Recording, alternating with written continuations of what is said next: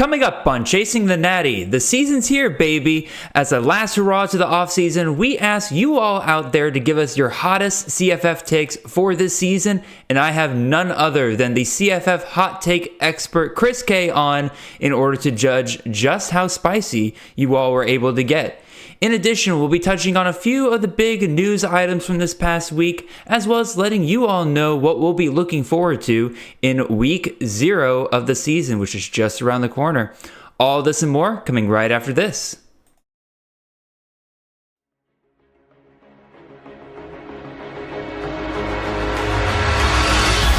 Caleb Williams dancing, cutting, mesmerizing run by the quarterback. Marvin Harrison Jr. touchdown. Marvelous. Ball next to the end zone, dropped it in for Franklin. Oh, majestic touchdown. This is Chasing the Natty, a college fantasy football podcast.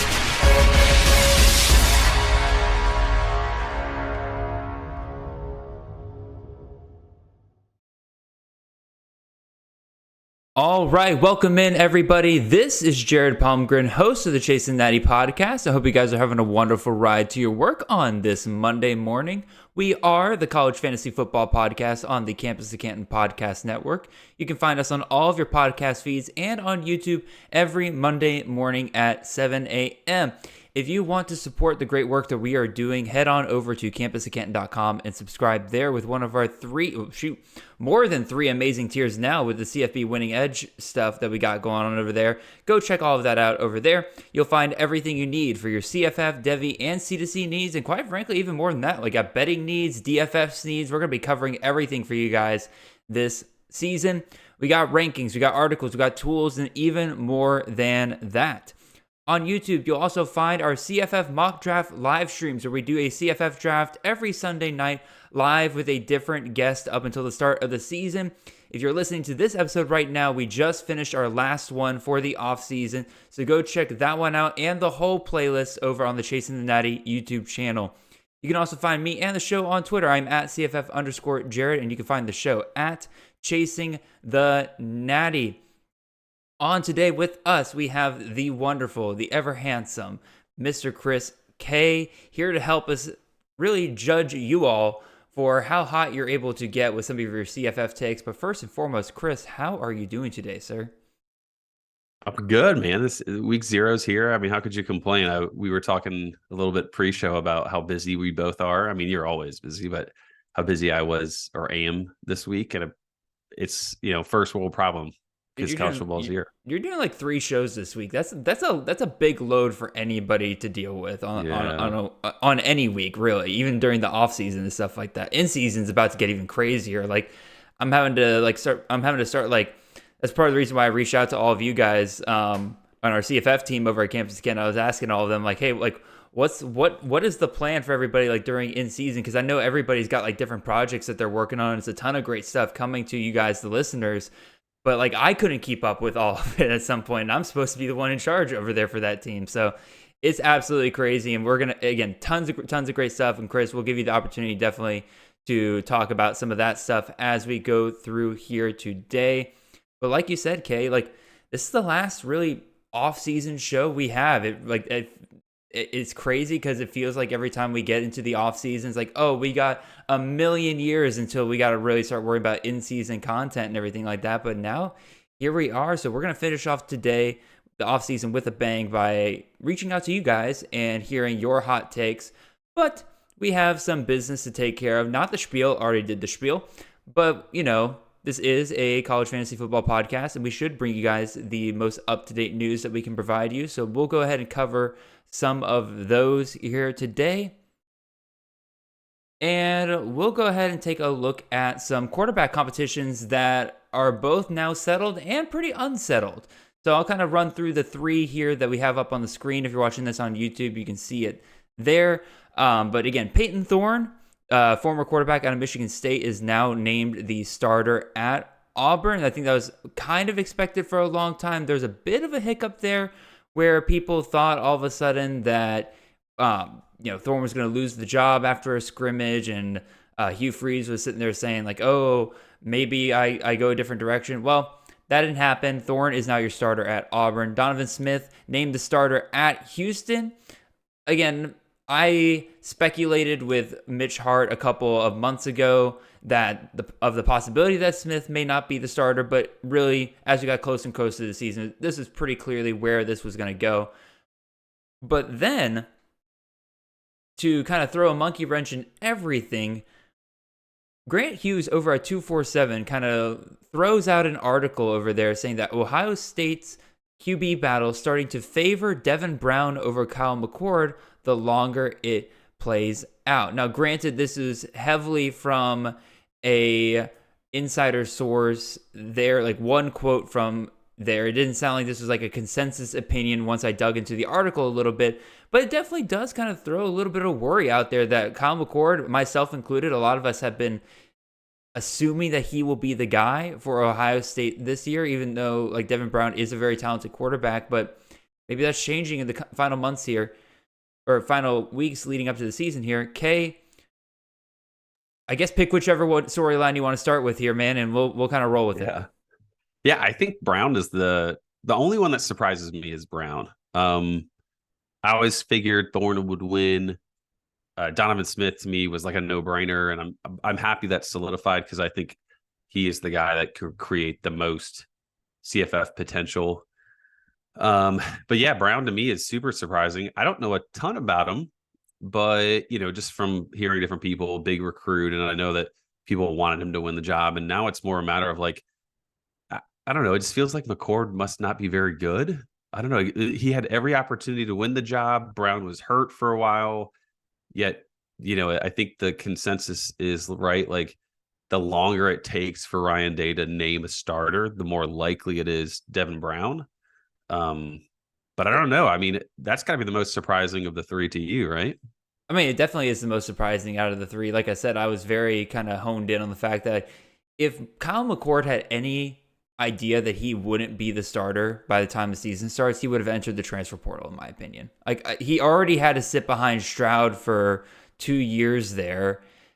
I feel like the only way that Ryan Day kept him around that long was basically kind of promising like, hey, yeah, once CJ's out of here, you're going to be the guy, we promise. Because apparently back then, McCord was pushing CJ Stroud, much like Devin Brown is apparently pushing Kyle McCord here. That's part of the other reason why, again, maybe this is personal bias because I've been so big on Kyle McCord and drafting him in a ton of leagues this year. But like, that's part of the reason why I'm not super buying into this. I don't think we're going to see Devin Brown overtake Kyle McCord. Do I expect to see them both out there against Indiana? Sure. I mean, it's Indiana. Ohio State's going to blow them out by 40 points. You throw Kyle McCord out there for the first half, throw Devin Brown out there for the second half. Like, they could really do whatever they want against Indiana. But I still think Kyle McCord will be the guy at the end of the day. Otherwise, he has to feel like the most hoodwinked person on the planet. Yeah, he could be hoodwinked. I also think too that like if you're McCord, you're not going to bounce if your coach says it's 50-50, you have to win it, right? And then I think what happened was, in terms of the hoodwinking, it was so deep where it became a real possibility maybe that he might lose the job, that like he kind of got stuck because like Brown was hurt for a while. So he probably figured, hey, I just do my thing and I'm good. And then he got back. Brown got back. I don't know. You never know what's going on in the background. Oh, for Ryan sure. Day certainly could have strung him along, and I wouldn't put it past any college coach. I'm a Michigan guy, so of course I'll be anti-Ohio State, but like that could have happened. That could happen anywhere. Well, it's another thing where, like, sorry, I don't mean to cut you off, but like this for could just be gamesmanship by Ryan Day. Not necessarily for Indiana, but just like for Kyle McCord. Maybe Ryan Day saw a couple of practices in a row where he didn't like what where he saw out of Kyle McCord. Again, some of these quotes from some of these insiders were saying that nobody's really taken hold of this job.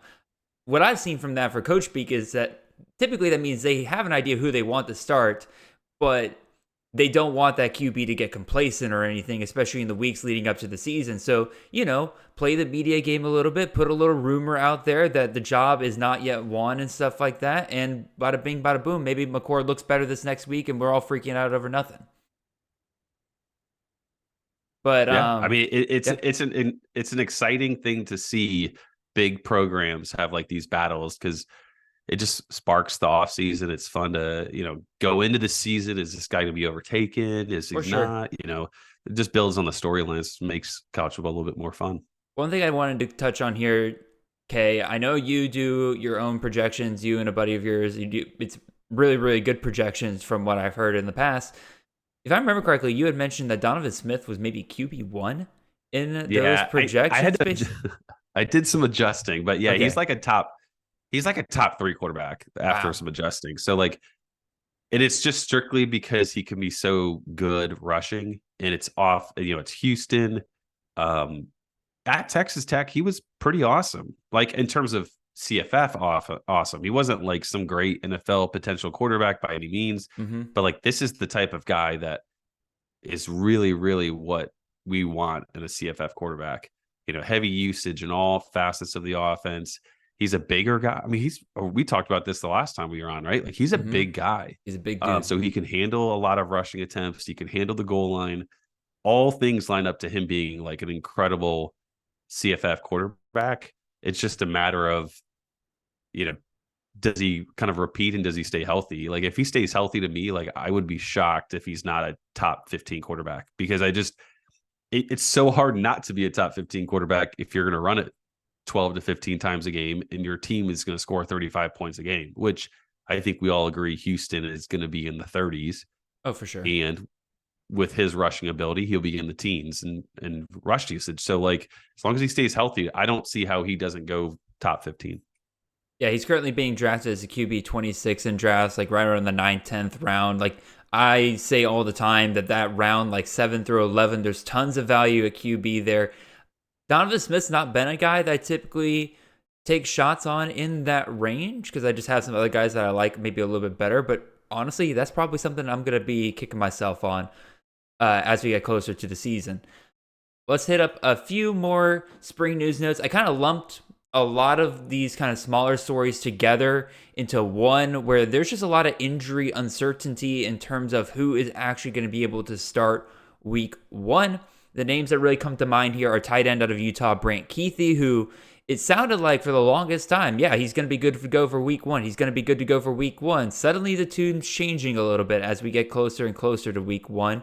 DeCorian Clark, kind of a very similar situation there. Yeah, he tore his ACL, but he should be good to go by week one. Good to go by week one. That's what we're told all offseason. Now, as we get closer, all of a sudden it's a bit more up in the air. Antwain Wells injured there at South Carolina during a scrimmage. They haven't been very forthcoming. It sounds positive that he will be back for week one, but again, as we know with college coaches and everything like that, you can never really believe anything that they say. So just want to put that out there for you guys. Jalen Daniels, the quarterback out of Kansas, dealing with some back tightness right now. Again, will that keep him out week one? Probably not, but it is something to be aware of. And then Justin Lockhart, the wide receiver out of San Jose State, who I love a ton, was recently seen with a cast on his arm, and then just this past weekend was not seen participating in the scrimmage for the Spartans. So definitely some bad signs there if you're looking to play Justin Lockhart week one. But okay, talk about these injuries real quick. Anybody here that you think is like super impactful here? Anything you kind of heard in addition to what I just said? I think Clark is a big one because they play Houston early on and they play Tennessee early on, don't they? So like I think that's a huge one. You can't lose Franklin to Ole Miss and have everybody coming back from a knee injury of sorts and compete against Tennessee and Houston and those types.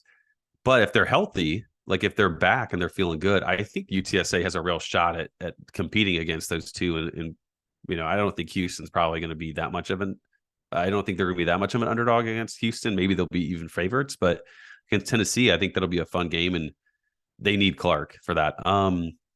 Lockhart to me is super interesting. This is like usually it's not week 0 when you get like a do or die DFS situation, but here we are. Like Lockhart's price pretty low for week 0, which I know we're going to talk about a little bit later on, but like if we have no idea what's happening, which it seems like we're going to get nothing confirmed, it's do or die. You play Lockhart and he's healthy, like he's playing, then you're great. If he's not, then you're screwed, and vice versa. Like if you don't play him, then you're in trouble too. So you just kind of have to make a stance. You don't usually get that in week 0, but those are the two big ones for me. Keithy at Utah, they have Yasmin, and that offense, that's going to be such an ugly game. Florida and Utah, Oh with God, yeah. Rising out, or likely out, I should say, with Keithy potentially out, you get some bad quarterback play.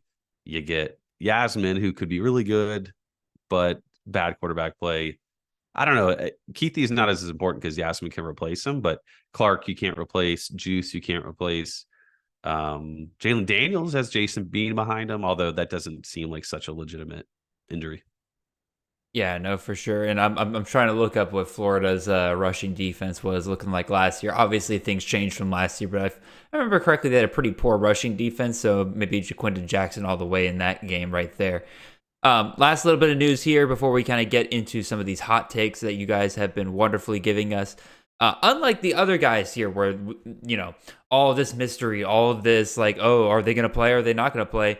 God bless Sonny Crumby over there at Louisiana Tech, who just straight out came out and said, yeah, by the way, our star running back Marquise Crosby will be out against Florida International. Now, granted, it's Florida International, so you're probably going to beat them pretty soundly anyway. So there's not really a lot of gamesmanship there to go on. But it's really good for us in CFF to know obviously it's a week 0 game, so maybe not that great. But for DFS, you guys love it. But it's also good for us to know in the future that, again, he's out for this game. That kind of increases the likelihood he could be out for multiple games here. Because like if there's no question he's going to be out for week 0, there's still going to be a question of whether or not he plays in week 1. So if you're somebody who's relying on Marquise Crosby, definitely need to keep that in mind whenever you draft him, either this weekend or if he's already on your roster. Yeah, interesting. Good to note, maybe, that Louisiana Tech might be a little bit more straightforward with their injury situations too in the future. Because we just, some coaches I think we peg as like super straightforward. Some we know are super sketchy. So maybe Louisiana Tech, yeah. The guy I was thinking of was Gundy, personally. But oh yeah, good call. Not straightforward at all. But it's even more interesting is Tyree Shelton is questionable. The guy that would be like that next guy up type. Yep. So we might get pretty deep into the weeds of a running back or pretty early on for them, but I'm hoping good to know that we have some straightforwardness early. Again, I know we'll kind of get into this a little bit later, but I'm really kind of hoping it gives us a better idea of the receiving situation over there at Louisiana Tech, because there's going to be somebody that pops off in that receiver room that's probably going way too late in drafts right now. So we'll get a pretty good idea of that this weekend. All right, Kay, now it's the fun part of the show. We're going to go and look at some of these hot takes that you guys have provided to us on Twitter. We got a pretty good mixed bag here. Some of you are really high on players and really wanted to show your love for them. Some of you are not big fans of players at all, and you guys definitely made that known as well. So we're going to go through here. I think we have 17, so we'll go through these relatively quickly here. I tried to get in here as many as I could. The only kind of rules I had for this are, one, if somebody else had the same hot take as you or kind of in the same vein, I did not put it on here because by definition of two people having it, not really that much of a hot take if two people can come up with it. So sorry, all of you Drake May doubters out there. There's like 3 of you that put down things for Drake May not finishing very high. If all 3 of you are thinking of that, it's probably not as hot of a take as we can have for this show. And then the other one I had out there was that you got to be somewhat specific. You couldn't just give me like, oh, player X is going to have a bad season. Like, that's not a hot take. That's very vague and everything like that. I wanted something that I could look at and be like, all right, is this possible? Is there's tangibleness? Is that the word I'm looking for here? I don't know. There's something I could work with rather than like, player X is going to be good this season. Okay, well, what's good? I don't know. We'll see. Okay, let's get on into this. We're going to have some fun here. We have our spice meter up here because, again, we can't just talk about the hot takes. We got to rate them on how spicy they actually are. So we got 4 levels here. We have the lowest level, which is the green, mild, where's the spice level. The next level up is kind of your yellow, medium, like, it's got some heat to it. Next level up, we got or like the orange level, you're kind of, that you're getting pretty hot. Get me some water, please. Like this is kind of burning my mouth a little bit. And then last but not least, we have the hottest level of them all, which is Devil's Anus. So we'll see if we can get some Devil's Anus takes here today. And we'll start off here with our friend, Mr. FF_Goose on Twitter at that same handle. Apparently, he's a very big Texas fan because his take for this year is Quinn Ewers is a top 6 quarterback in CFF. Xavier Worthy is a wide receiver 1. Adonai Mitchell will be top 18 in wide receivers. And Jatavian Sanders will finish as the overall tight end 1. A lot of these takes on their own aren't super hot in my opinion. Like again, like Xavier Worthy being a top 12 wide receiver, not super hot. JT Sanders finishing as the overall tight end 1. I don't see it, but it's not too far off considering he's being drafted as a tight end 3. It's when you start putting all of these together and saying like, and this will happen, and this will happen, the probability starts going down quite a bit. And quite frankly, for this to happen, you basically need Quinn Ewers to throw like 800 times throughout the season. Because there's no way you're going to be able to feed all of these guys. Even if Ewers has like a Mac Jones style season where he's like crazy efficient, just an absurd number of touchdowns, it's still going to be super hard for him to get to a top 6 quarterback without the volume to go along with it. Because even Mac Jones, I went back and looked. Mac Jones in 2020, during the regular season, only threw for 3,300 yards and 27 touchdowns. That would have made him QB 41. He didn't have a lot of rushing to go along with that. So all he had was his passing, kind of similar to what you would think Ewers would be doing in a Sarkisian offense. And again, he only finished his QB 41, and we thought that was a great season for a Sarkisian quarterback. So I'm going to say definitely not going to happen. But, in terms of rating spiciness, like, Chris, I guess I'll ask you real quick. How do you rate spiciness? Because, like, to me, I'm trying to find the balance between, like, I agree this is a far-fetched thing to happen, so that makes it spicy, but I also legitimately think it can't happen. So, like, how do you balance that? I think you have to go straight spice. I think this is like way up there. He definitely went for it with all the correlation, at least. I think it could happen. I mean, I don't think Quinn Ewers is anything, right? Like for me, I don't have any of them. He's outside my top 40 for quarterbacks. Like, so this is a pretty bold take for sure. So this is as close to Devil's Anus as I can imagine currently. We're on number 1, but it's not impossible because it could happen, right? They could throw it 45 times a game. He could have 45 touchdowns. There's no Bijan to steal, right? Like these other running backs looked good, and there's certainly a lot of intrigue, but maybe they do throw it 40 to 45 times a game. He has shown some promise. I just don't believe that will happen, hence why he's outside my top 40. But like if he's as good as some people think he is, like as long as they throw it 40 plus times a game, he could have 4,000 plus yards and 40 plus touchdowns. And he is kind of mobile, right? Like he's just not really been called upon, so he only gets sacked. So maybe he ekes into like 3 to 4 rushing touchdowns and like 40 rushing yards. It's definitely spicy, and I don't think it's going to happen, but I don't think it's impossible. Yeah, again, I'm still trying to find that balance and everything like that, because like part of me wants to like reserve Devil's Anus for like the takes of like I think it's far fetched, but I legitimately think you could be onto something here. So I guess that's what I'm going to do. It's like if I think it's a hot take, but I think it's also impossible, I'm going to put it in the get me some water.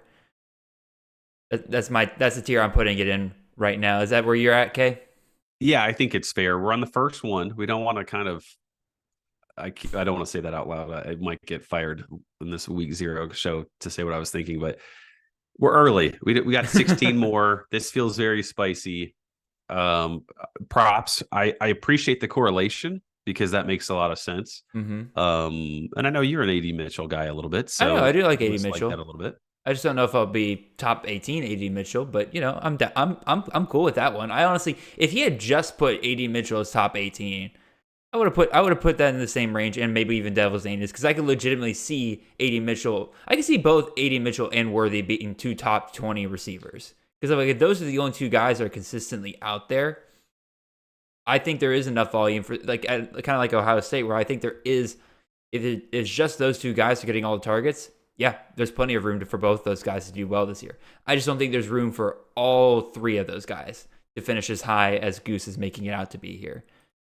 Let's go ahead and move on to the next one here. This one goes the opposite direction.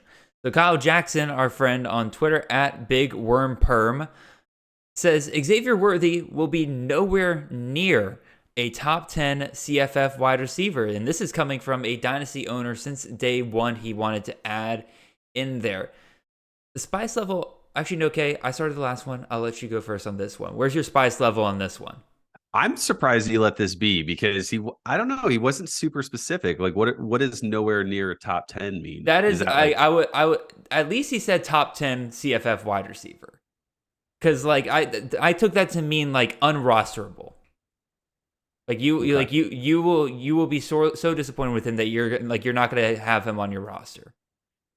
I mean, it's certainly possible. We look at all the different receivers that we saw early in the draft last year do nothing, right? Like last year's drafts of early receivers was just awful. A lot of them were injury based though. So true. That almost, if you're thinking that kind of feels like cheating.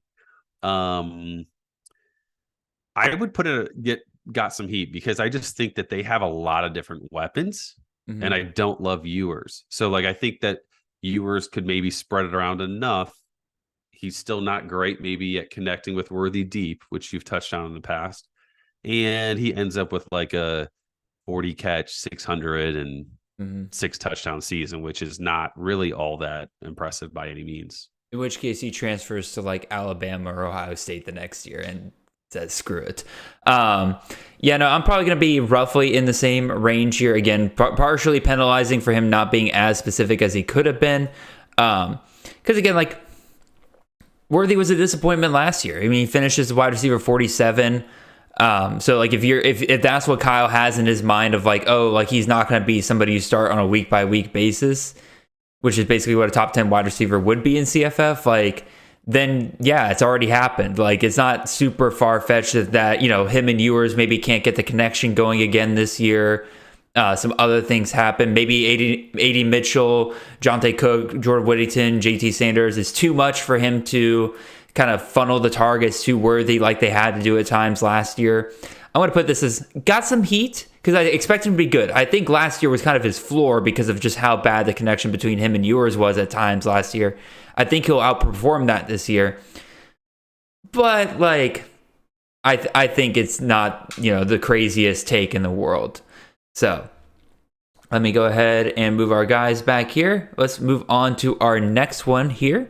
This one comes to us from Basketball 12575 on Twitter. I'm not sure how I feel about a guy with basketball in his name giving me football takes, but here we are. Now, Basketball, you're good, man. I hope you're listening.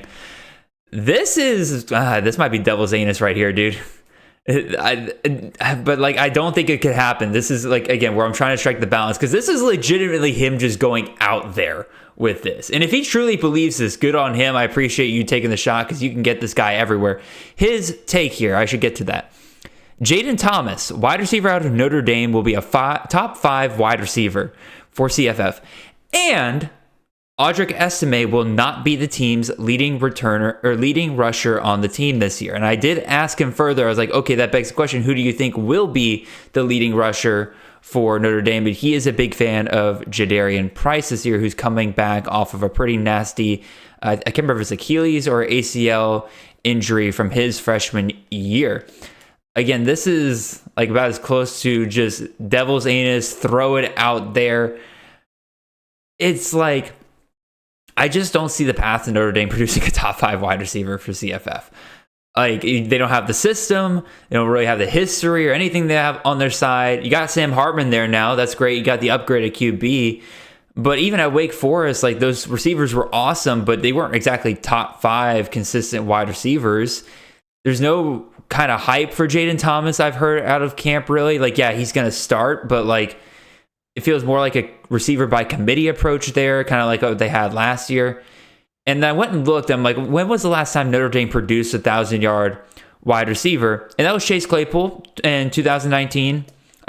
In the regular season, 59 catches, 891 yards, 12 touchdowns. So just a crazy number of touchdowns. That would have been good for wide receiver 18 last year. So I guess there is a path. Like, the path is like Sam Hartman and Jaden Thomas just have like the ultimate connection. Nobody sees this coming. Thomas is way better than any of us gave him credit for at all this season. There's no Michael Mayer there to suck up targets like there has been in the past. I think this might be my first devil's anus hot take right here, Kay. Am I being too giving on that one? I think that's pretty fair. The hard part about this is like, I need some legitimacy to the take, like I wish he was here to say why, because, you could throw out just about anything that's true. Crazy and outlandish, but I'm going to assume that he has good intentions and thoughts behind why it'll happen. Not to be nitpicky, they get 2 bye weeks. So like, what kind of scoring system are you in? True. Like in terms of how are you ranking, right? Like that would be a negative for a receiver for Notre Dame for how you rank guys at the end of the year. Indeed, it would be. I think the estimate, if I'm looking at just the estimate take, I think that in itself is at least give me some water. So I will also put the combination as a devil's anus.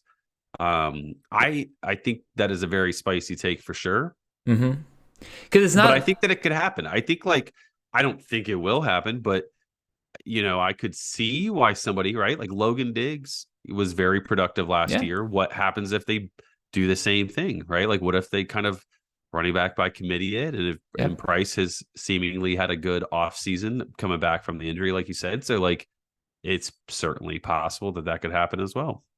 I agree with you that the combination of the two adds a little bit more legitimacy on this is actually what he thinks, because like you have Goose's take earlier where it was just like, every Texas wide receiver and quarterback is going to be an incredible option in CFF this year. That's not hating on Goose. I love you, Goose. But you could find a little bit of homerism in that because everybody on this team is going to do well. This one, it's like he believes in a guy that nobody else is talking about on Notre Dame, and he's saying the guy you guys do believe in will not be as good as you think it is. So again, the fact that he has like a guy going up and a guy going down, I'm willing to give him the benefit of the doubt that like this is actually what he believes, and that's part of the reason why I'm okay with the devil's anus rating here. So let's move it back and let's get on to the next take here, Kay. This one comes to us from our friend at CFF DFS. He says Luke Lachey is the top fantasy scoring tight end in all of CFF this year. So, Kay, where are you on the spiciness level here? This has got some heat because, I don't think you can say an Iowa tight end is going to be number one and it be that outlandish. But there is Bowers, there is Gadsden. So there is a little bit of that's definitely a take, but it's not the craziest because there are, we've seen Iowa tight ends produce. I like that group just because the typical plus Cade McNamara, I think, is very capable of being a quarterback. Nate talked about it last week on CTN filling in. So I think there's like a legitimate shot that tight end group continues as long as McNamara is healthy. So got some heat. I don't think it's too crazy, but it has to beat out Bowers. It has to beat out Gadsden. If Dalvin Smith is still tight end eligible in your league, he's got to beat that out too. So I think there is a little bit of spiciness to it.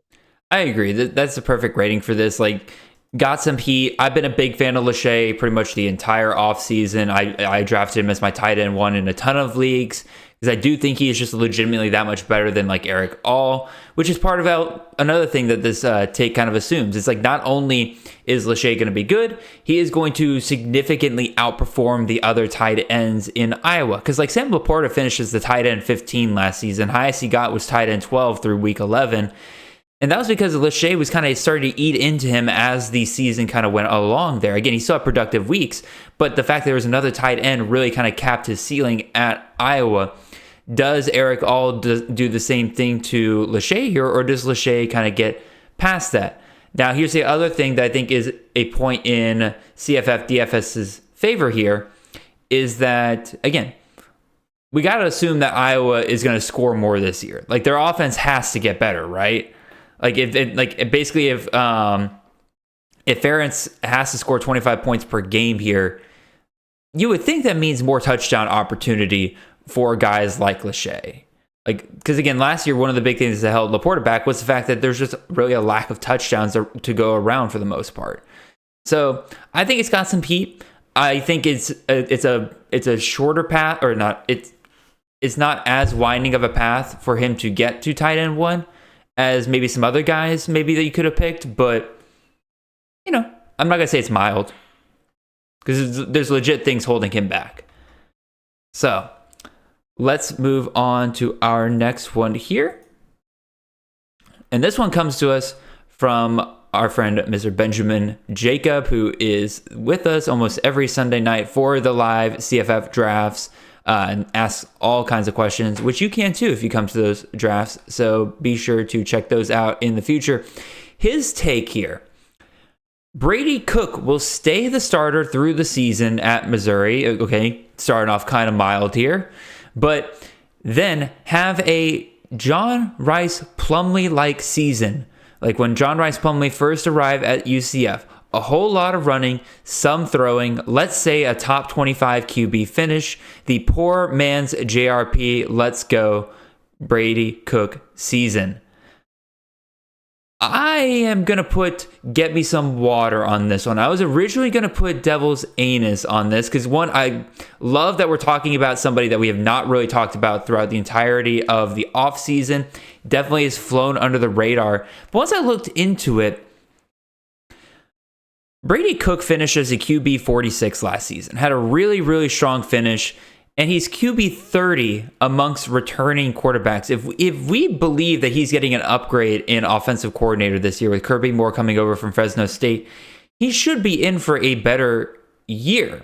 They really unlocked his legs towards the end of the season. Again, he finished with rushing stats of 53, 17, not great, but 106, 71 rushing yards, 138 rushing yards. Like they really let him run. If they continue to let him do that throughout the entirety of next season, because last season, they kind of really shut him down towards the beginning of the season on that front. I do think there's plenty of path for him. If he can keep up that pace he finished with last year, 100% he can finish as a top 25 QB. And quite frankly, it's probably a really, really good deal that you can get in round 20 plus right now. So I think it is, again, get me some water because, again, this is a guy that nobody's been talking about. And Benjamin, good on you for bringing this up because I legitimately think that this can happen. Kay, what are your thoughts on this one? I agree. And I like this call. Like you said, the more you look at it, the more you're like, okay, like this could legitimately happen. I mean, their schedule non-con has Kansas State, but they also have, Memphis, Middle Tennessee, and South Dakota. So like some easier options there. Yep. He's shown a rushing ability. The key here is like he can't throw for like whatever it was last year, like 14 passing touchdowns. Like he has to, that passing game has to evolve for sure, or else it's not going to work, right? So the rushing is there. If we see better passing game, I'm not a Burden guy, but people are. Maybe that improves and there's some success there. I like it. It's definitely give me some water level of heat. I don't think it's the craziest because I can see that path. But yeah, I like this one. And, I'm in the last round of my last best ball draft of the offseason. And I'm like, man, I wish I had thought about this a little bit more with Brady Cook like a month or two ago. So I could have gotten a little bit of him, but it's a little too late, but oh well. Yep. I like it. It's a good call out. That's a fun one for sure. Yeah, it's one of the ones where like once I started doing the research for this show, I was just like, yeah, shoot, this could legitimately happen. Like, again, a really, really good call by Ben here. Let's move on to another SEC quarterback and some hot takes coming from Steve here, who simply says that Carson Beck is a top 12 quarterback at UGA this year for CFF. So I'm going to get me some water hot here. Wait, actually, no. Did I start the last one? Okay, you get to start this one. You did, yeah. Let me ask you, what's his rushing? What kind of rushing potential does he have? Not really, right? He can, but like it's not his game. It's not Stetson. Yeah, no, it's not Stetson. I will say this is Devil's Anus. I'm going to go out on a limb because I will say it's super spicy because we haven't seen him, right? Like he's got like maybe 35, 40 career passing attempts, something like that. So like there is some legitimate spiciness here. What if he's just not good? That's certainly possible. While I don't think that's the case. If he doesn't have any rushing upside or very limited rushing upside, that's a hard place to get to, like top 12. I agree. Saw Stetson Bennett was awesome. What was Stetson Bennett last year? In the regular season he finished as the QB 39, but I did some deal where like if you take like his playoff games where he was just absolutely phenomenal and replace some of his worst games, like where, they just didn't really do anything with him, shut him down really early, he would have been a top 10 QB last year if those performances had come during the regular season. Now, obviously, that's not the greatest of processes there because, again, like playoff games are totally different than regular season games. If you're blowing out a team, you're playing against Ohio State is very different than playing against Stanford. So, sounds a little bit like me talking about JJ McCarthy, Jared. Pretty much. It's a tough situation. It's exactly why like my JJ McCarthy take is very hot, but needs a little bit of help. Yeah. Is that the strength of schedule is weak. Georgia's schedule is not the worst, but they're just so good that even an average, fairly respectable team is going to get beat by 4 touchdowns. Exactly. And that just creates an issue with the quarterback play in terms of like CFF points. So I will say Devil's Anus in terms of hot. He's going to have to do something in the rushing game. He's going to have a big passing year for him to get to that level.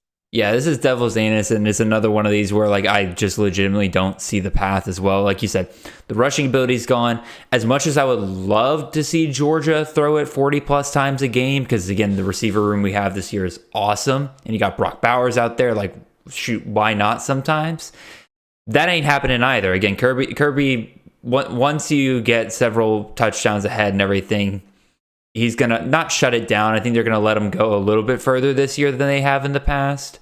Because again, he wants to get away from that narrative of like, oh, this is only Monken why our offense was so good. But just very similar to the Ewers, he'd have to be super efficient and really monopolize the touchdowns, which one of these things that might go for back here is that, again, Georgia's running back room is extremely, extremely banged up right now. Like Edwards, who was like the healthiest option, like Deshaun Edwards, the healthiest option, left the scrimmage early this past Saturday, limping off the field. Like Branson Robinson is injured. Kendall Milton is injured again. Andrew Paul is coming back, but like he's coming back from an ACL tear. Like they're all like super banged up over there. So like maybe that does kind of let him monopolize the touchdowns a little bit more, and that could boost him up into top 12. But like you would need a lot of things to go right. So yeah, Devil's Anus hot here. I say we move on. And let's go to Mr. Kyle here at KL_fantasy on Twitter. He says, LeJohntay Wester, top 10 wide receiver this year. I like LeJohntay Wester. I like him quite a bit. I've drafted him a ton of him this year. Been a great guy for me to shoot in the wide receiver 3 to 4 range, depending on how I've built my team up until that point. Love where his value is right now. He finished as the wide receiver 43 last year, and that was with some abysmal coaching and some abysmal quarterback play. He gets an upgrade at both, in my opinion, this year. Again, you get an upgrade in coach. You got Tom Herman coming in there into FAU. You also get an upgrade in QB play. Like, yeah, maybe Casey Thompson's not the best player on the planet, but I think he's a pretty decent upgrade over N'Kosi Perry, who Wester had thrown to him last year. Wester plays in the slot, which has been significantly targeted by Herman in the past. Just look at guys like Devin Duvernay and Little Jordan Humphrey from his time at Texas. And I went and looked at both of those guys' regular season stats during those years that both those guys went off. and compared them to last year's finishes for wide receiver. Devin Duvernay would have finished as the wide receiver 5 in the year that he was the leading receiver for Texas. And Lil Jordan Humphrey would have been the wide receiver 7 last year had he had the stats that he had the year that he went off. So I'm going to put this one down as it's somewhere between got some heat versus get me some water for me. It's like, because again, it's part of my own biases coming in here. I think if I'm trying to be as unbiased as possible, it's get me some water. My own bias is coming in here being like, oh, but I already really liked LeJohntay Wester, so him finishing in the top 10 is not that crazy to me. But I think people who aren't as high on Wester would find this a little bit hotter of a take. What do you think, Kay? See, this for me is between give me some water and the Devils spiciness, because he's not being drafted anywhere near like what, top 30, top 40? Like he is being drafted as a wide receiver 37.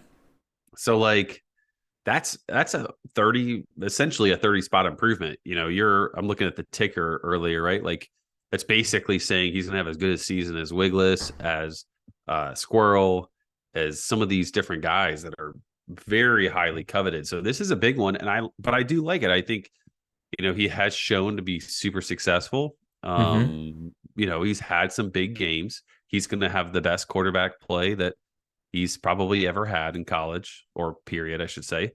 So, I mean, if you're like really, like I'm looking at right now, like if you're as close to Cowing and as McMillan, Squirrel, like that is a really, really good season. So I will go Devils, Enos, on this to be a little bit different than you. It is spicy, but I think it's certainly possible. I got to commend the tweet here, the thought. I definitely appreciate it because I have Wester everywhere, and so I would definitely not mind. I think the other part of it is like I'm kind of baking into the fact that, like, again, this is CFF. We do a ton of research every single off season, but like when NFL guys get like the ADP or their rankings wrong on a wide receiver for the NFL, they're usually off by like what, like maybe 10 spots in terms of where some guys finish and everything like that. College fantasy, you could be pretty much right on a guy, but because there's just so many options, they could finish 20 spots below or 20 spots ahead of where you would have ranked them preseason. Like they could have a really good year, but they're still just not, they didn't have quite as good of a year, and it drops them 20 spots. So I kind of baked that in a little bit here. So like a guy who's getting drafted in the wide receiver 40 range, finishing top 10, not as quite as spicy as saying like somebody who's basically going round 20 plus is going to finish. Like the Jaden Thomas one, like going back to that one, like that one's like, woof. Nobody's drafting Jaden Thomas right now, and you expect him to be a top 5 wide receiver. That's pretty out there. Yeah, I'm just going to give a little bit of credit to him because I'm imagining he's thinking the same way we are in terms of how it could happen. And I don't think anybody, if you asked 100 people, I don't think anybody would say top 20 for receivers. So I'm going to give him some additional credibility and some love there for that. That's why I went a little bit different than you.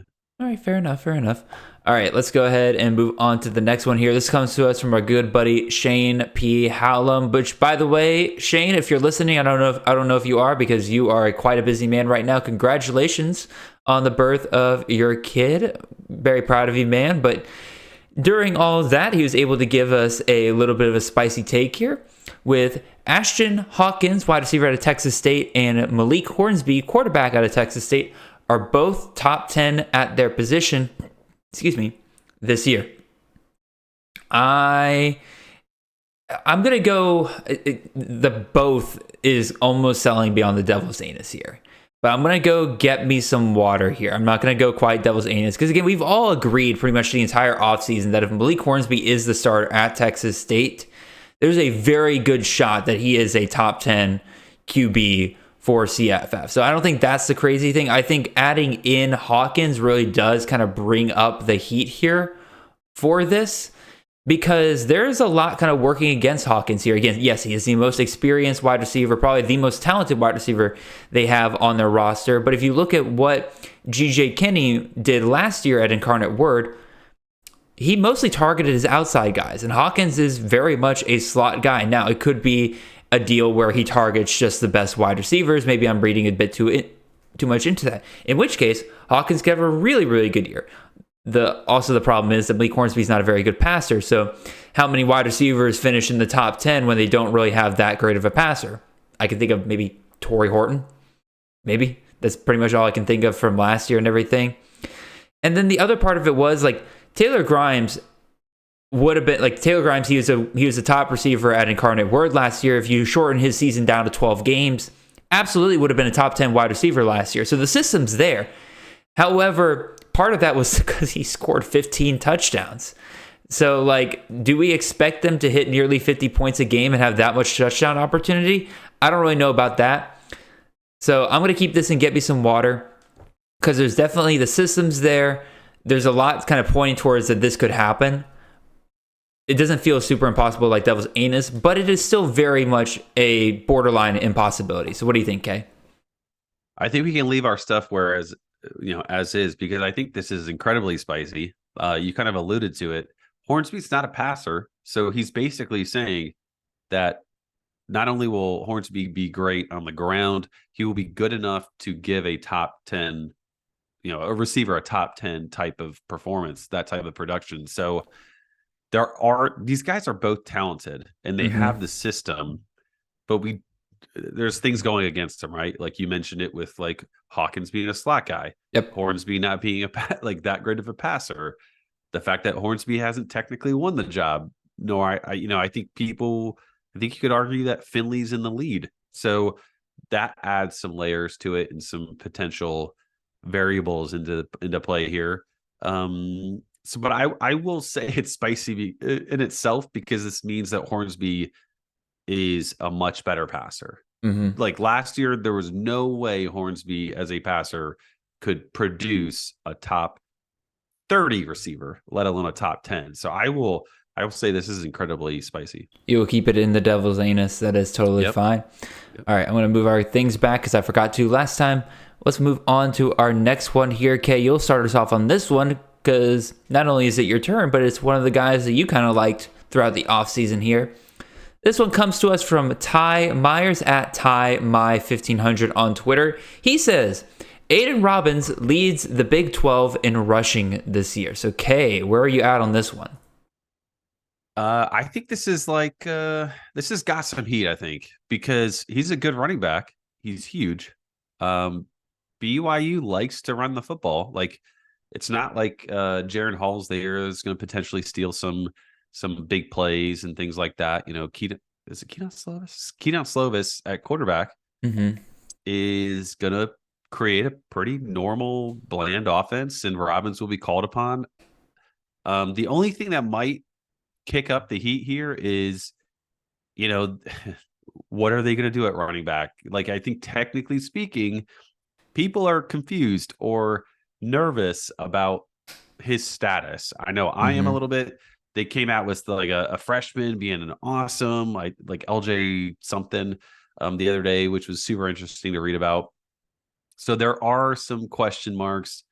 At the end of the day, I can't imagine Robbins transfers in and doesn't get a good shot at being the guy, especially because at UNLV he was very productive.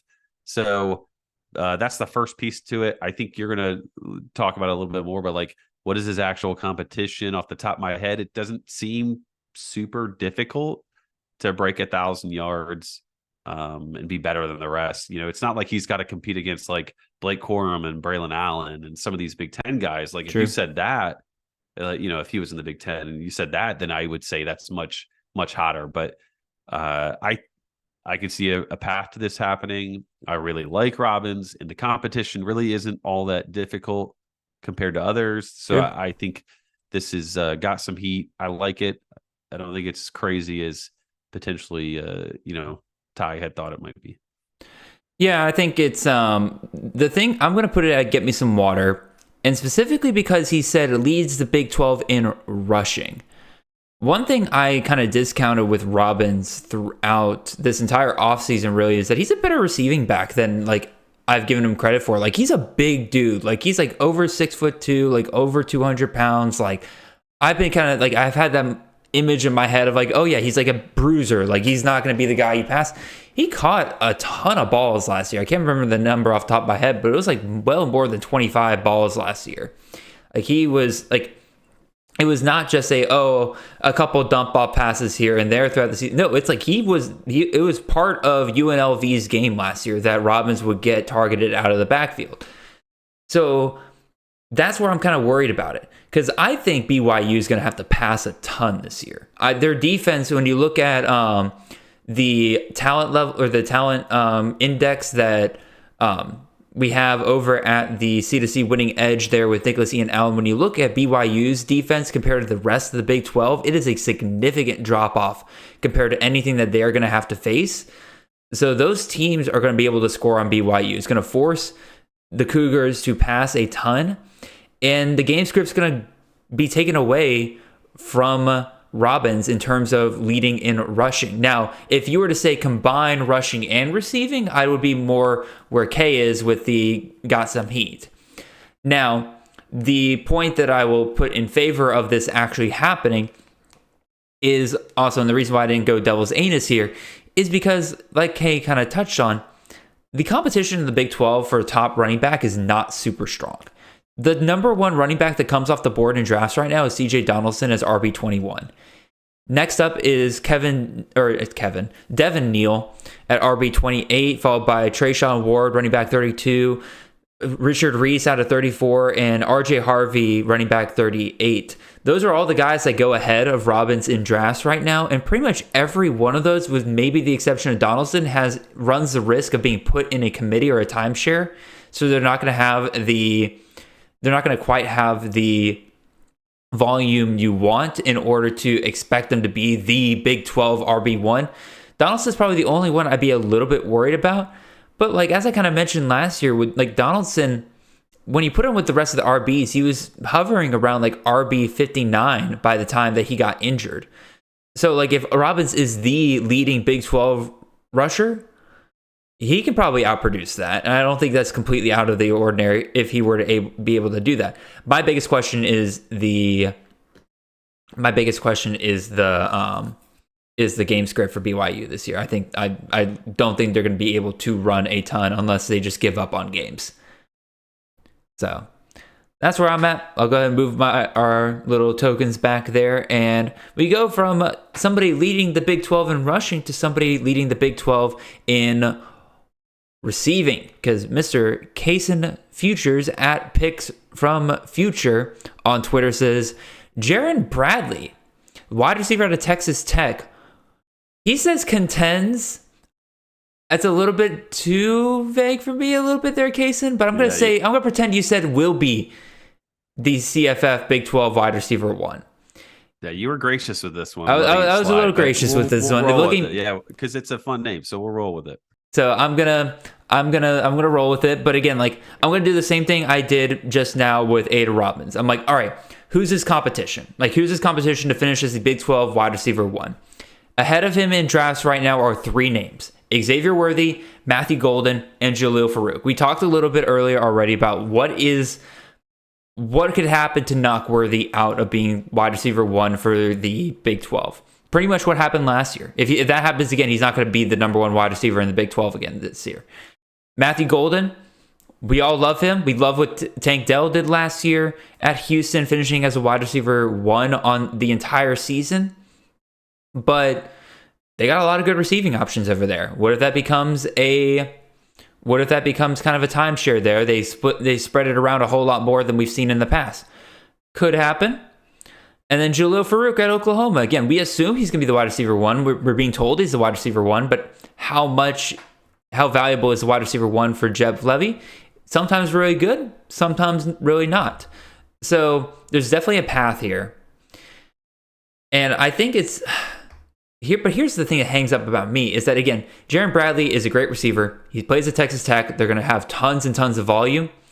He still doesn't play in that slot for Texas Tech. And that's where like the money is. So I don't even know if he'll be wide receiver one on his own team. I think the only reason why he's a wide receiver one in drafts right now for Texas Tech is because we know he's locked down one of those outside spots. We know for a fact that there's not going to be like a rotation there. But in terms of spiciness, again, I because he's only the 4th wide receiver for the Big 12 off the board, I'm going to put this one as just got some heat. I don't think he has a ton of competition ahead of him to become that wide receiver 1 for the Big 12, because again, like Worthy, Golden, Farouk, there's paths for all of those guys to end up being busts. And he's on a system that produces tons of great wide receivers, typically, last year notwithstanding. So, Kay, your thoughts on Jaron Bradley here? I like this as a get me some water because a couple things you mentioned, right? Like he doesn't technically play like the typical productive receiver on the offense. They have a lot of different guys. There are some interesting options. Like I love Golden.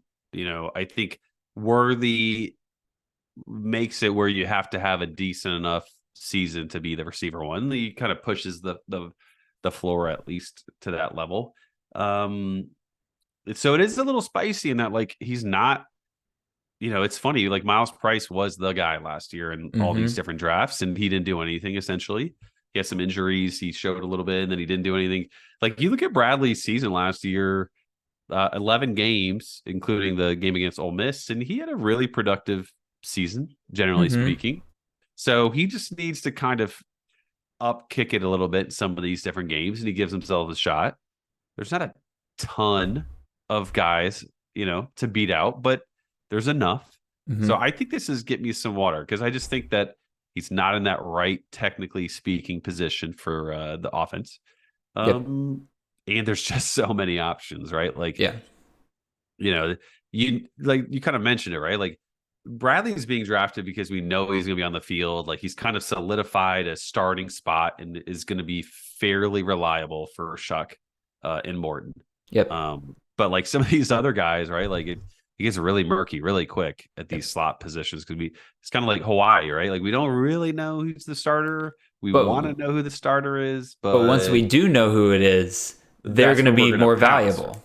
Right. So that's where that comes into play, that ADP discussion. But I do think it is really pretty spicy to choose an outside receiver and to say lead the Big 12. So I'll give some credit there to Kaysen. All righty, fair enough. Let's move back our tokens real quick, and it'll be your turn to talk first, Kay. But I'm going to go ahead and move my token to Devil's Anus on this next one. Because this one comes to us from It's Just Nick C on Twitter, and he says Penn State makes the playoffs. Okay, that like hot take, pretty good one, but like for CFF purposes though, he says Drew Aller will be a top 10 QB. And I did specifically ask to make sure that he was talking about college fantasy, and he said yes. I'm talking about college fantasy. He'll be a top 10 QB. I'm putting this directly into the Devil's Anus here. So what about you, Kay? Where are you putting this one? This is tough. It's at least give me some water. I'm just trying to think through it because I tried not to look. I looked a little bit at like the show sheet to see and then realized I didn't have to add anything, so I stopped. I don't know. Like the thing is, there's 2 things I'm thinking about here that are going to directly impact his end of season numbers. How much do they actually tell him to run? I think he can run. I think he'd be a good runner. He's got the size for it. So there's that aspect to it. How much they ask him to run the football, and also too, right? Like they have Singleton and Katron Allen. Like, do they really? Are they going to really share that pie with him a little bit? So like for the first year QB to it. But anytime your quarterback can run, like I think Drew Aller can run, and produce enough in the passing game, I think it's possible. I don't think it's likely by any means. So I'm going to say get me some water because I can see a path to it. I do like Aller. I drafted him a bunch in like best balls. I think his ADP this offseason was really, really enticing for what he could provide. But and then obviously the Penn State makes the playoffs isn't like crazy to me. I think they play Michigan at home and Ohio State on the road. If they win both of those, they pretty much are set up I think win, to win the Big Ten. I think if they just win one of those games, They could easily do it. Right? They can go to the Alabama or Ohio State route where they have one loss. They don't play in they don't play in the Big Ten championship. But there's enough 2-loss teams that they're like, screw it, we'll throw in one more 1-loss team in here with Penn State. Because again, they'll have swapped in as Ohio State. Like, didn't Ohio State beat them last year? That's why Ohio State was there. But like, if Penn State beat Ohio State, then they would have been kind of in that same boat. Pretty much, yeah. I think there's even a route there as well. So I don't take that piece of the tweet into it. The Aller enough is very interesting of a conversation. Oh, it is 100%. Again, not that I ignore regular CFB discussion. I love it to death. But at the same time, we are a college fantasy show, so I focus in on that. Aller is top 10 QB. Pretty much everything I said about Ewers and Carson Beck pretty much applies here. Like, yes, Aller is probably the most mobile out of the bunch, but given the fact that you have Nicholas Singleton, given the fact that you have Katron Allen back there, why would you ask your quarterback really to run? I just don't really see the path to him. He can run, but he's still not Sean Clifford. Like, Sean Clifford ran a ton, but like, I mean, shoot, Sean Clifford ran a ton and he still wasn't like a top 20 QB. Like, again, it's just not a system that really gears up for the quarterback to be a top tier guy. Now, will Aller have some big games here and there? Sure. Will he probably be a guy that's 20 to 23 fantasy points per game? Yes, very likely. And there is value in that, but top 10 QB, that's not a path to a top 10 QB in my opinion. All right, I'm going to pick up the pace here just a little bit because I just realized how many takes we still have to get through, and we're already over an hour. So let's move on here. That is not the button that I meant to press. We're going to try that again. Okay, fixing graphics. Starting at the beginning, guys. Starting at the beginning. I hit the wrong button. The first hour. Here we go. So let's move it on back here. Let's go. All right, there we go. This one comes to us from the Redshirt Sophomore at the Redshirt Soph on Twitter. He says, low-key big one. We'll see. Henry Parrish, the running back out of Miami, sneaks his way into the top 25 running back conversation. I'm putting this one on Devil's Anus. I really, just given the history with Mario Cristobal as well as Shane Dawson, both of them have kind of gone for committee approaches in the past. They tried the big-time Parrish not timeshare workload last year early on, faded big time down the stretch. Again, he started off as like in the top 12 running backs last year, and then he quickly faded. He finished as the RB 115 last year, got banged up, but still played enough. There's a lot of competition there at Miami. Again, you have guys like Don Chaney still hanging around. They bring in A.J. Allen from, is it Nebraska? Yeah, they bring in A.J. Allen from Nebraska. Javonte Citizen, while again, clearly there's still some stuff going on with him, he's going to be involved the moment that he is healthy. They bring in Mark Fletcher, who a lot of people are high on as a true freshman here. I don't see the path to a top 25 performance from Parrish unless they completely reverse everything that they ended up doing last year and said, yeah, let's give this one more shot where Parrish is our main guy, even though we have a ton of other, not great, but good options here to kind of take the workload off of him. So I say this is Devil's Anus. No way he gets the top 25 running backs. Very hot take. Okay, your thoughts, man? I would agree. They gave him a legitimate shot at at being a guy, and he just was super unimpressive for a lot of it. I will say he does give you some receiving ability, so like that is a positive. That gives you a potential. But he just was not. That offense isn't going to be that great. There's a lot of running backs in that room.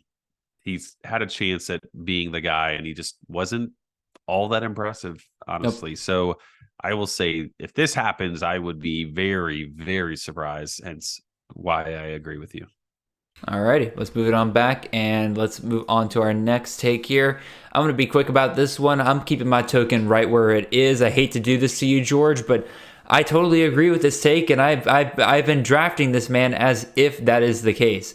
George says, bold prediction, there isn't a significant drop-off in the Dave Clawson offense at Wake Forest with Mitch Griffiths running the show.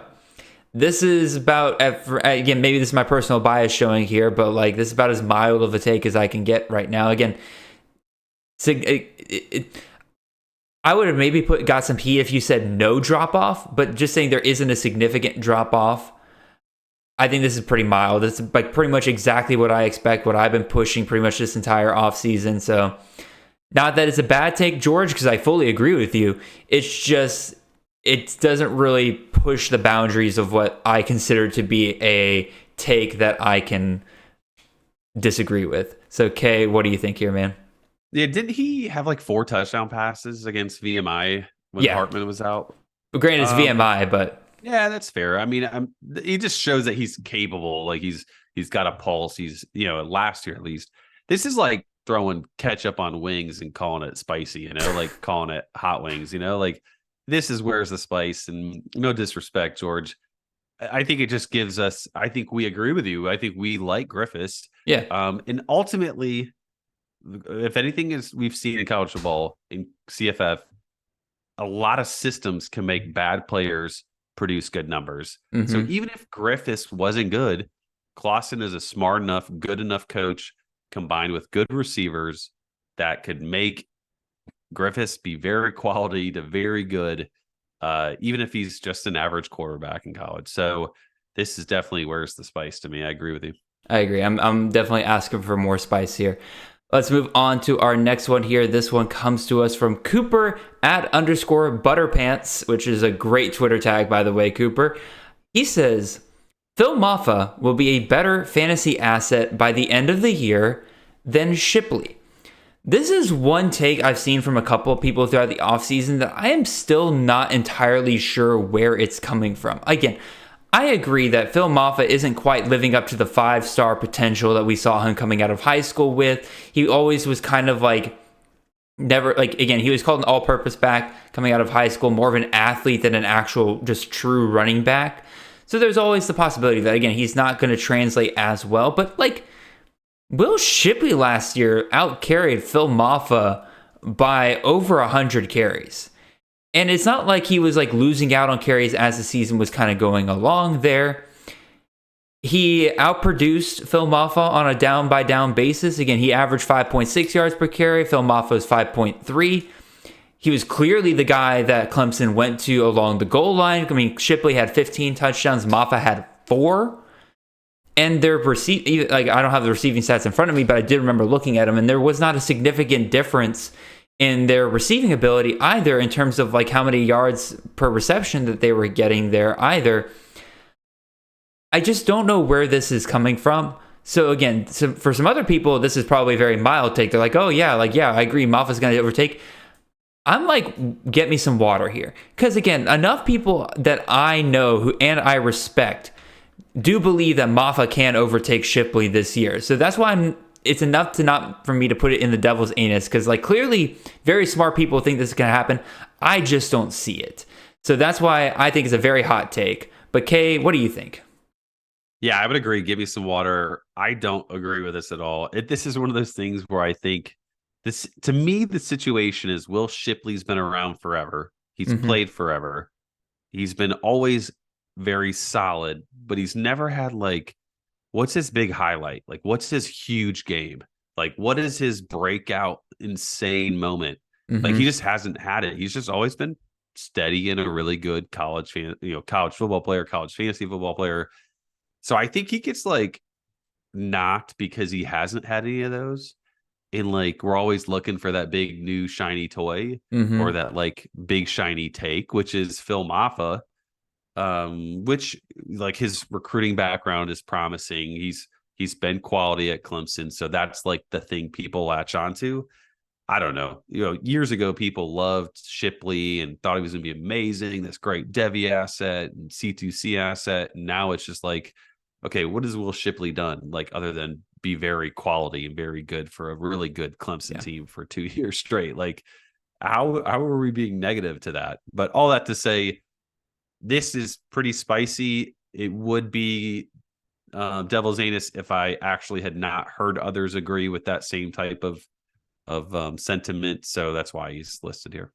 Yeah, because I'm looking at like Shipley's numbers last year. He's so steady Eddie. 18, 28, 19, 11, 10, 19, 32, 16, 16, 15, 21. Like, again, there's very few games in there that are like, holy crap, you just won me the week. I agree with you. I think that's part of the reason why people are like, okay, I'm kind of tired of Will Shipley. But, like, he finishes the RB19 last year because of that steady Eddiness. So, again, I disagree with this take. Part of the reason why I have it so hot. Next up here, I love this next one because this is like almost as bold as it gets, in my opinion. But I actually see somewhat of a path, but I'm still going to put devil's anus on it. This one comes to us from Ben Wagner at BWAG83 on Twitter.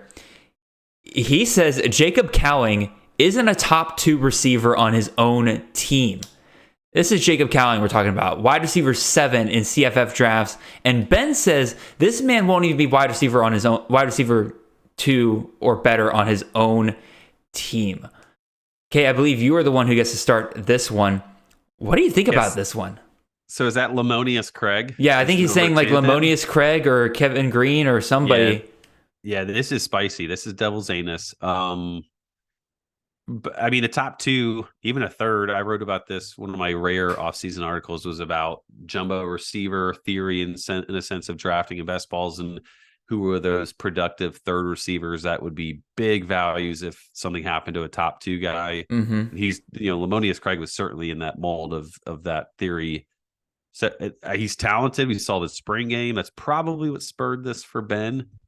But like, I know people are big tech guys, which makes a ton of sense. He was incredible as a freshman. So I don't know. I could see this maybe happening, but like this doesn't feel like all that possible. Hence the extreme levels of heat I'm giving it.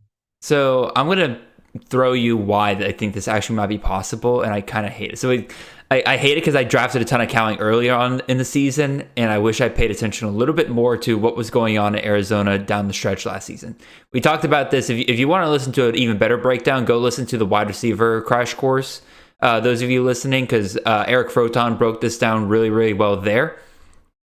Cowing's second half last year was kind of awful. How many games of 15 plus points in fantasy in half PPR do you think Cowing had in the last 6 games of the season? I couldn't even tell you. I have no idea. One. That's a good question. He had 1. He had 15 points or less in 5 out of 6 games last year. He was fading big time down the stretch, especially with Dorian Singer and Tet McMillan kind of coming into their own down the stretch. I do not think it is a hot take to say that Tetariah McMillan will finish over Cowing. To say, though, that MLC, the new guy there, playing on the other side of the outside, will then be able to pretty much pick up where Dorian Singer left off, I have to say that is kind of the bold aspect of this. I still think Cowing will be at least a top 2 receiver. I don't see MLC overtaking Cowing this year, especially Cowing being in his money year this year, basically. I'm going to leave this in devil's anus, but like, I hate to say it, this is more believable than it seems on its face. So let's keep it moving here. We have one wide receiver that is not going to finish as the top option on his team. Let's go talk about another guy that Heath here believes will not be the best running back on his team. Heath Boyd, at Heath Boyd on Twitter, says Shadi Clayton Johnson, running back out of Tulane, for those of you who don't know, will be Tulane's 3rd best running back here. The knock on Clayton really has been that like Tulane's likely going to move back to a committee. Like what Tyjae Spear did last year was not normal for what that coaching staff typically does. And as we see him in the NFL preseason, they had something special in Tyjae Spears there at Tulane. So clearly they had a guy that could break away there. Shadi is somebody that's going later in drafts because, again, maybe he breaks out, but it's likely going to be committee. Now, to say that he'll end up being the 3rd option in that committee, that's going to keep this in devil's anus for me. I think there is a possibility that a guy like Arnold Barnes, who the staff has been raving about this offseason, the true freshman there, maybe he overtakes Clayton by the end of the year and can surpass him at some point and maybe Clayton fades down the stretch. But to say he's third, that also means you're investing in Iverson Clement, who I'm not usually a huge fan of there. If I was, he would be the one that I would be drafting out of the backfield. So I think it is devil's anus to say he'll be the third, but not the second. Kay, your thoughts, man? So I have a few different things to think about here. The first one is the situation at Tulane to me is that Tajay Spears was the guy, and their coach was smart enough to recognize it. I don't think Tulane is going to give one running back. They won't, probably. Like all the carries. I think this is going to be a committee. So I think this has just got some heat. I think this will be a committee where we see Clayton. I think it's Celestine, not Clement, but I could be completely wrong. I might be thinking of somebody else. Yeah, Celestine. Yeah, good. Thank you. Appreciate that. Completely wrong. But they also have Shedro Lewis, right, from Liberty. True. I completely forgot about him. He does have enough, I believe, passing game type to get him in that same realm of like being like a in a sense of a productive running back. So I think that it's not a huge comment to say, hey, like it's he's going to finish third. I also don't think it's going to matter. Like he could be first, and I don't think he's relevant to CFF, to be completely honest. No, I think that's fair. I think you have sold me on the fact that like I'm bringing it down to get me some water, because I still believe in Shoddy Clayton. I think he'll still be probably the best running back they have there this year. But you're right that once this goes full committee, anything can happen out of those guys. All it takes is one guy to get like one or two guys that are not Shoddy Clayton to get a hot hand, and he could be done for the rest of the year. Who knows? But yeah, I brought it back down to get me some water. Not quite devil's anus. We'll see. Let's keep this moving. I believe we got one more here. I'd say one more. We're gonna do rapid fire on this one, because this comes to us from our good friend Mr. Nate Marquise. He put down 3 takes for tight ends, and so we're gonna run through these and see if we agree with him on this one, Nate or Chris. So he says his mild take is that Amari Niblack, the former, I believe, 5-star, high 4-star tight end out of Alabama, outproduces CJ Dupree. I'm not a big fan of CJ Dupree this year. I don't know if any of those tight ends are going to be great this year, but I'll got some heat on that one. Because again, everybody's drafting CJ Dupree. I don't see Amari Niblack really going anywhere. What do you think, Kay? I would agree. Because also too, it's like he outproduces one guy. He doesn't outproduce every tight end period. So I think there's a difference there in the rating. But it is interesting. We haven't really talked much about Dupree. We also haven't obviously talked about Niblack. So apparently Niblack's had a really good fall camp. True. Someone that's kind of popped a little bit. I think if Simpson wins the quarterback job there, then that really helps. It probably helps tight end usage and productivity. So true. That'll be an interesting thing to keep an eye on. All right. So you got some heat, or where's the spice? Got some heat. I got some heat. I don't think it's completely out of this world. Dupree is cool, but nothing too crazy. Gotcha. All right. Next take that Nate had here. This is his habanero. So this is where I think he's trying to land in the get me some water. He says Jake School is a top 2 receiver at Clemson this year. So if that's the case, you're looking at him finishing probably behind Antonio Williams. That's the guy that we all kind of agree is probably the most likely to finish first on that team. And then that means he beats out Bo Collins and Adam Randall. And if I look up Clemson's receiving numbers last year, let me see if I can get that real quick. I was just thinking the same thing. I'm like, how close was he doing this last year? Now, granted, he was, he's looked really, really good this offseason. But yeah, he was okay, so Davis Allen was the 3rd receiving option for them last year as their tight end 1, and he finished 2 catches behind Joseph Ngata. But he also had 3 more touchdowns, a little bit less. I mean, I think I'm going to keep this one and got some heat again, because Bo Collins, I don't think he's going to really outproduce what he did last year by that much. Adam Randall is a wild card here. If Adam Randall is as good as his recruiting tape is, and he was able to come back from that ACL injury well enough, then yeah, that knocks Stool out here. But like when you look at drafts, who are the top 2 receivers from Clemson that come off the board first? It's Antonio Williams and then Jake Briningstool. I don't think Nate's really going outside the. I don't think he's going really outside that much here. So I'm going to keep this one and got some heat. Yeah, agree. When it comes to wings, habanero is like pretty off limits for me. I don't do spice as well. So like the fact that I have drafted Briningstool and like I like him, this makes sense. You look at the data from last year, it feels pretty close. I think if you would have said the best receiver, I would have said, yeah, give me some water. At least, Devil's Anus feels like the point if he's going to lead. But 40 and 400 for a tight end isn't all that unreasonable. Mm-hmm. You got a young quarterback. So yeah, this one's just got some heat. This is pretty low. Alrighty, well, I'm going to go ahead and put mine in the last one here for Devil's Anus because, like, anytime you predict a true freshman tight end at a school that really nobody's really looking at for tight end production, I guess we're kind of looking at it, but because it's Jeff Brom's system. But Nate says true freshman Jamari Johnson finishes as a top 10 tight end. Lots of hype going on over there. But you also still got, what was his name? Lifson, who caught the 2 touchdowns in the spring game. I think it's just a hot take anytime you say that a true freshman tight end is going to finish in the top 10 tight ends for CFF.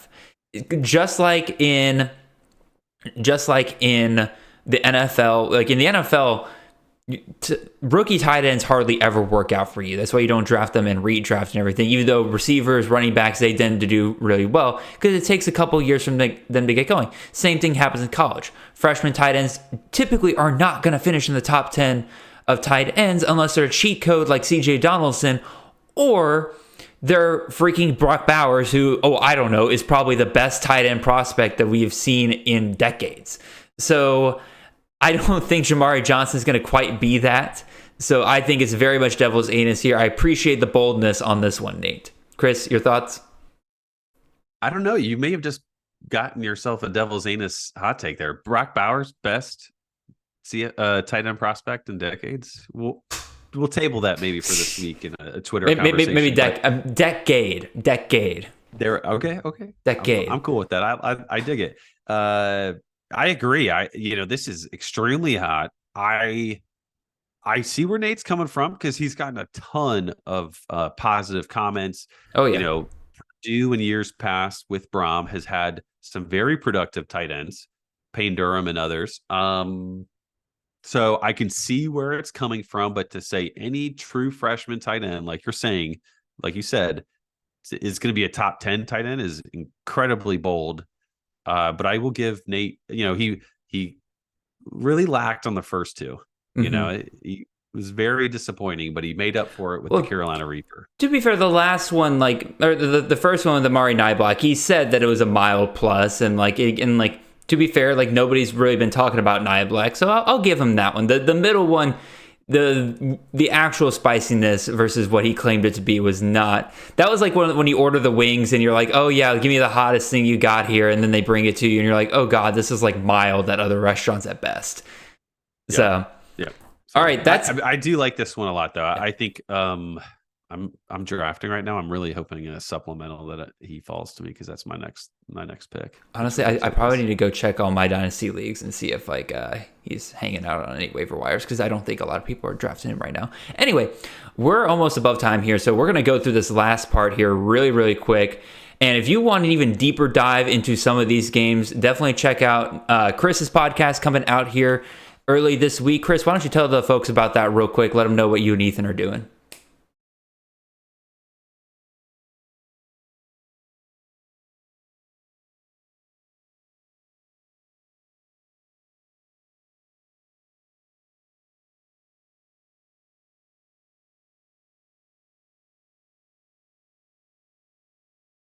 Yeah.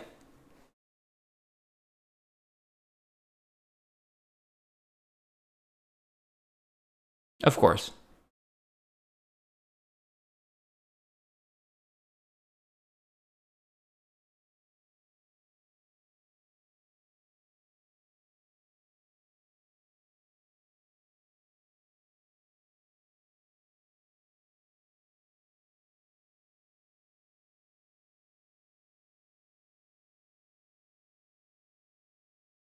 Of course. Yeah, for sure. So to give you guys a preview of what that's going to look like this week, again, we're going to run through this really quickly because unfortunately we're just kind of out of time here for the most part. But we're going to run through these. There's 7 games for week 0 this week. Okay, I'm just going to ask you for each of these games, what is one question? Because, we've been speculating all offseason. Now we get to actually see these teams in action. What is one question you want answered in each of these games? So we'll start with the first one here. NBC, 2:30 p.m. Eastern Standard Time. First college football game of the season. Navy at Notre Dame. So, Kay, what is one question you would like to see answered in this game?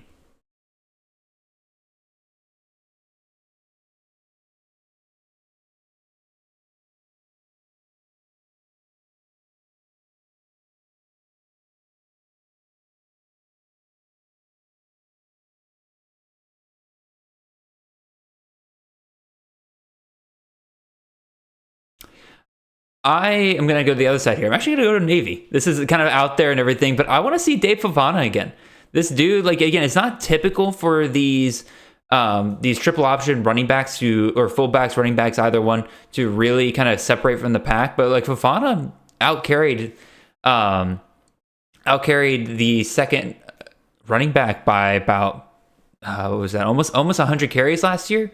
He only got 6 touchdowns and everything. But if we kind of saw with Brad Roberts last year with Air Force, experienced guy coming back, maybe they feed him a ton this year. Big thing for him is that he has only 3 bye weeks during the regular season, so he's not that because he plays week 0 and he has the Army versus Navy game, so he's out for several weeks. But I'm excited to see how that plays out. Let's go to the 5:30 game on CBS Sports Network. The UTEP Miners versus Jacksonville State Gamecocks here. Kay, what is one question you would like to see answered in this game?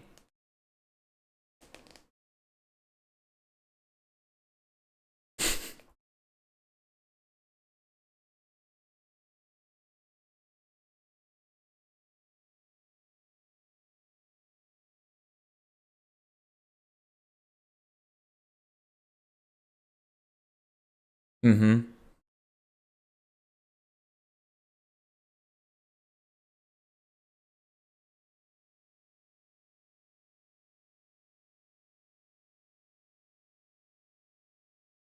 I agree. They're definitely one of the bigger question marks from this offseason because we have their stats from previous years, but hardly any of us are really watching their games. They bring in Rich Rodriguez to run their offense, so we kind of have an idea of what that looks like. But again, we got to see it for ourselves. On the other side here with the UTEP Miners, I'm interested in Deion Hankins, the running back. He's supposedly their top running back option there, but he has wide receiver eligibility on Fantrax.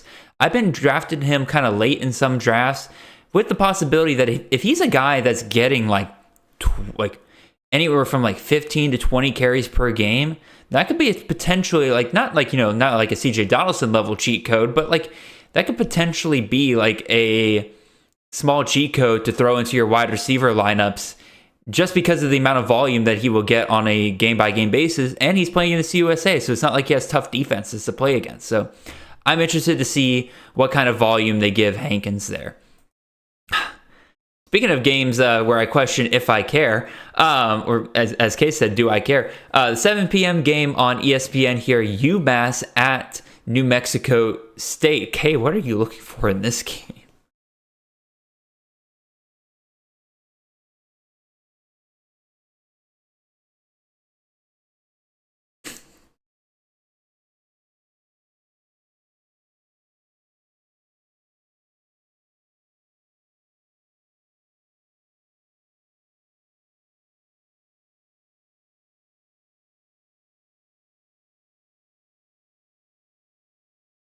Mm-hmm.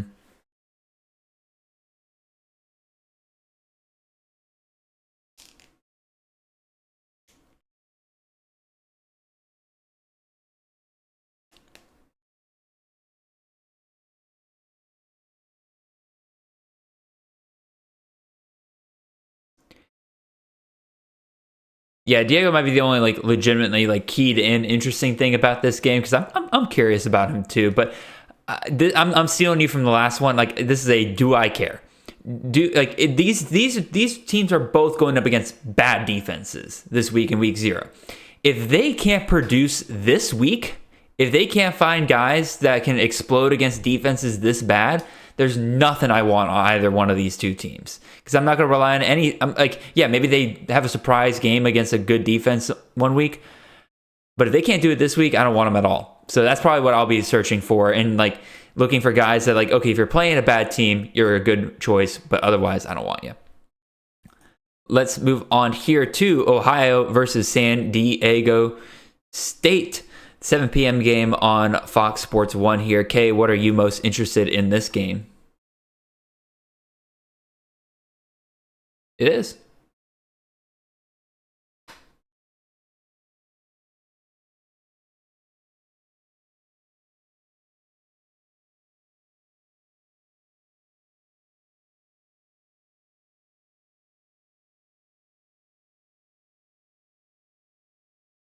Mm-hmm.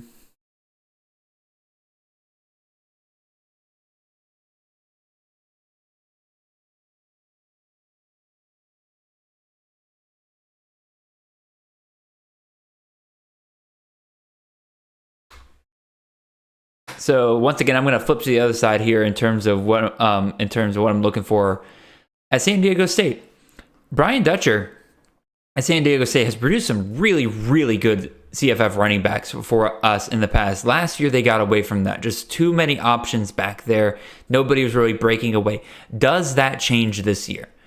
Do they find the hot hand in this game and maybe start riding him the rest of the way? Because again, Ohio, they're going to be awesome in the MAC, but again, once they play outside the MAC, that defense is is really nothing to sneeze at all. They're not very good. I think if they're going to find the running back that they rely on at San Diego State, this is a game where a guy can pop and they can be like, okay, you're somebody we can rely on. So that's what I'll be looking for on the San Diego State side of things here. Hawaii at Vanderbilt, the 7:30 game on SEC Network. By the way, anytime I say a time, like a starting time, is always going to be Eastern Standard Time because, sorry, y'all, that's just where I live. Kay, Hawaii or Vanderbilt, what are you looking for here, man?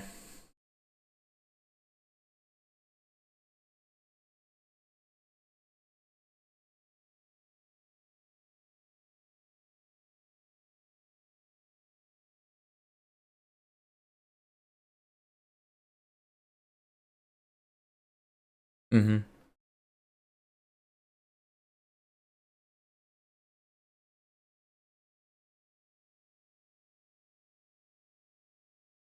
Mm-hmm.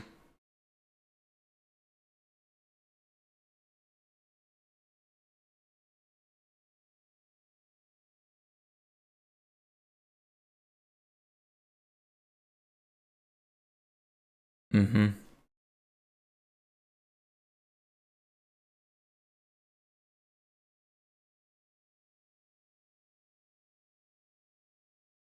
Mm-hmm.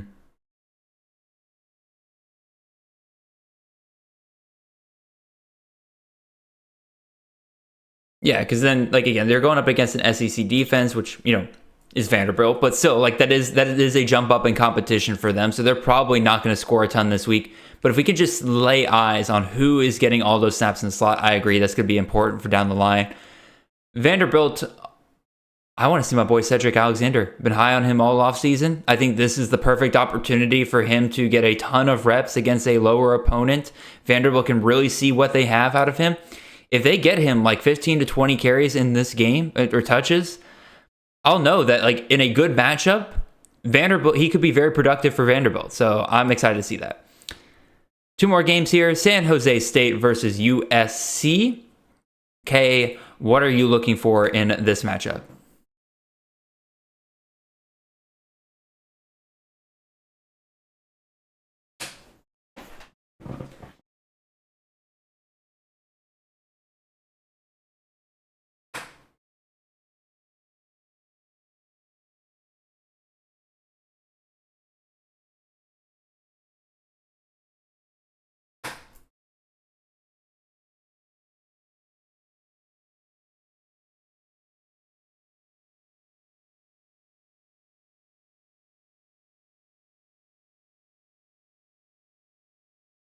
I just don't know if we're going to get that answer in this game because again, like they're going to run a ton, but like I just don't think that they're going to risk giving either one of them 20 carry, like 10 to 15, even more than 10 to 15 carries in this kind of game, unless San Jose somehow pushes them, which I'd be shocked by. I'm interested on the San Jose State side. We talked about it earlier. Justin Lockhart, my baby, he is apparently going to be out. Like he is in a cast. He did not participate in the scrimmage. Very likely he does not play in this game. Who steps up at wide receiver for San Jose State? Is it Charles Ross? Is it Nick Nash, the former quarterback turned wide receiver who's gotten some hype over there this offseason? I'm very interested to see that because as much as I love Lockhart, if he's not playing, like I think one of those guys could end up Wally pipping him, and it could be somebody that you're definitely looking at as a week 0, even week 1 waiver wire pickup if what's going on with Lockhart is worse than we fear. All right.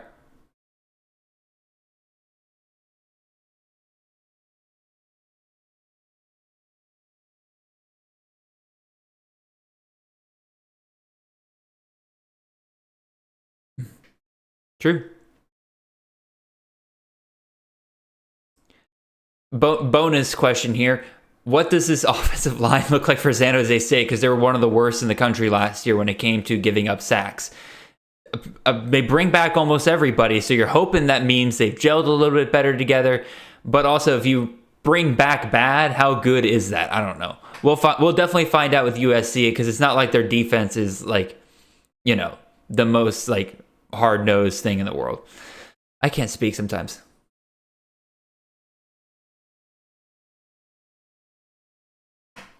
Mm-hmm.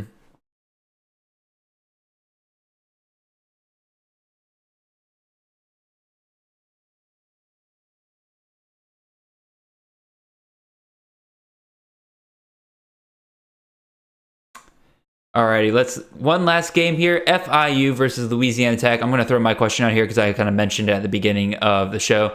I'm very interested to see what happens with LA Tech and their passing game. Again, without Marquise Crosby there and potentially without their RB2 there, I think that we're going to see a healthy dose of either Smoke Harris or Cyrus Allen. Who does Hank Bachmeier rely on a week-by-week basis? I think that they are going. I think we're going to find out in this game because FIU, while they're a terrible team, I think they'll provide just enough competition to where LA Tech's going to force to actually throw to the guys that they need to. So, okay, what are you looking for in this game?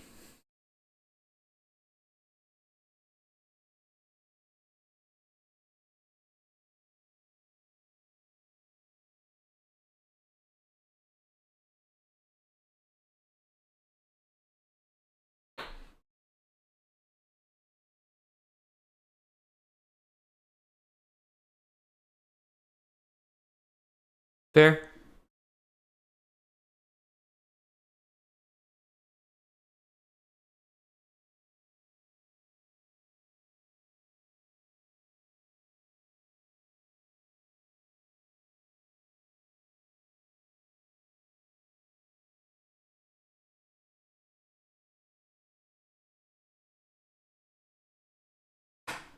Mm-hmm.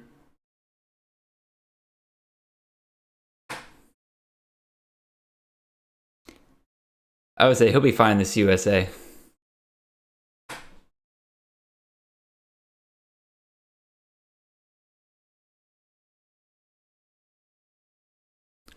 Alrighty, that is our week 0 preview, our quick little crash course there. Again, we got that done in about 10-15 minutes. Again, this show's running long, so we will go ahead and wrap it up here for you guys. Kay, you kind of talked about the podcast that you and Ethan are going to be doing throughout the offseason. Are you going to be doing anything else along with that? If so, let the people know. Yeah, so we're going to try it a little bit differently this year. We're going to do a main slate write-up, obviously, for DraftKings.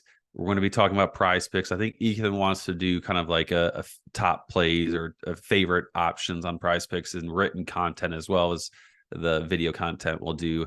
We're also going to try to do some shorts, like some shorter videos, 3 to 5 minutes on maybe like, our favorite prize picks options and why. Just give other people, people different options and ways to listen and to congest the data and the thoughts. So we'll kind of vary topics week to week in terms of those shorter videos, but just giving you guys a different sense of ways to listen, ways to understand what we're thinking, and then also to trying to incorporate the night slate as well from DraftKings on Fridays, I would imagine, because usually they take forever to release those types of things. So we'll have some sort of written content, I believe, on the night slate as well. So what I'm hearing, Kay, is that you, Ethan, and the rest of our CFF DFS team will be the place to go to for people who want to get an advantage in their DFS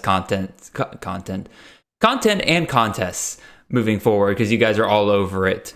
In terms of what we got going on over here at CTN, next week we will get back to our in-season content. We'll have 2 shows a week.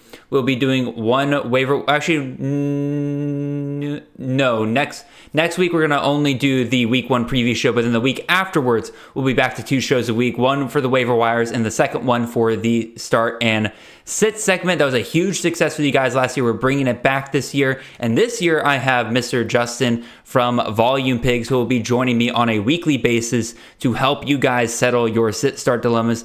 And we have awesome weekly projections coming to us from Nicholas Ian Allen on our C2C Winning Edge package. That is where you are going to be able to find all of that. So we got a lot of awesome stuff ahead for you guys. Really appreciate you guys listening to the longer show. Okay, appreciate you coming on here today, sir. Guys, season's right here. I can't believe we're here. By the time we talk next time, we're going to have actual football to watch. So can't wait for it.